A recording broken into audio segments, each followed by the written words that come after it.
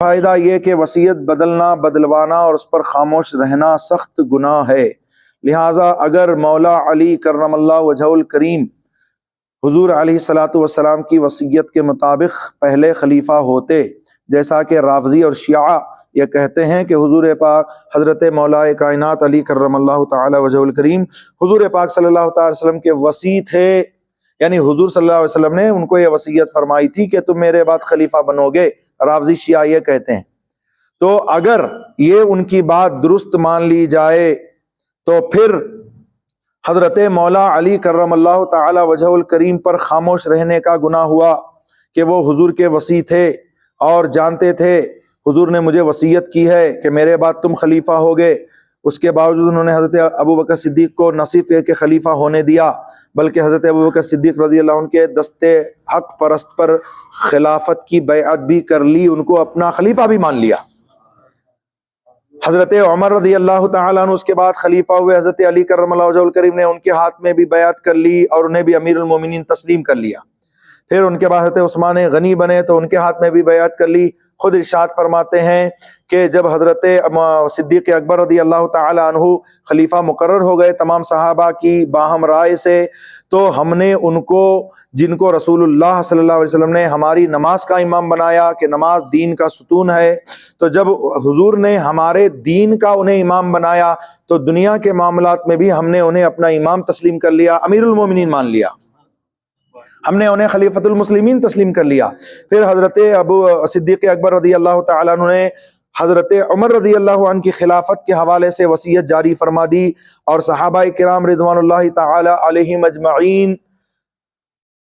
نے حضرت عمر کو خلیفہ تسلیم کر لیا، تو کہتے ہیں کہ میں نے ان کے ہاتھ میں بھی بیعت کر لی۔ حضرت ابوبکر صدیق کو بھی میں نے امیر المومنین مان لیا، انہوں نے مجھے جس جنگ میں بھیجا میں اس جنگ میں گیا، خوب جی جان سے لڑا،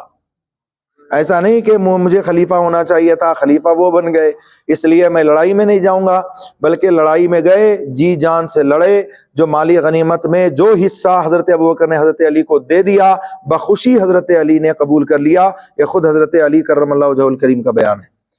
پھر حضرت ابوبکر صدیق نے جو تعزیر کا حکم دیا کہ فلاں فلاں پر حد جاری کیجئے، چور نے چوری کی تو اسے ہاتھ کاٹے جائیں، اور زانی کی یہ سزا وہ سزا دیجئے، ہے نا، ڈاکو نے ڈکیتی کی اس کی یہ سزا دیجئے، فلاں جگہ جو ہے وہ بغاوت ہو گئی ہے اس کو جا کر کے سزا دیجئے۔ فرماتے ہیں کہ میں نے آپ کے حکم سے حدیں بھی جاری کی، ایسے ہی حضرت عمر کے زمانے میں بھی میں نے کیا، پھر حضرت عثمان غنی کے زمانے میں بھی میں نے کیا۔ تو اگر یہ بات صحیح ہوتی تو حضرت علی کرم اللہ وجہہ الکریم اٹھ کھڑے ہوتے، ان کے خلاف جنگ کرتے،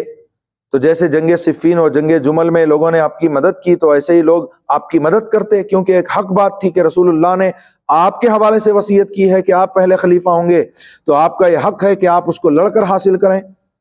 مگر نہیں، مولا کائنات علی کرم اللہ وجہہ الکریم نے کوئی آبجیکشن نہیں کیا، بلکہ آپ نے سر تسلیم خم کر دیا، حضرت ابوبکر صدیق، حضرت عمر کو، حضرت عثمان کو امیر المومنین مان لیا۔ اگر آپ کی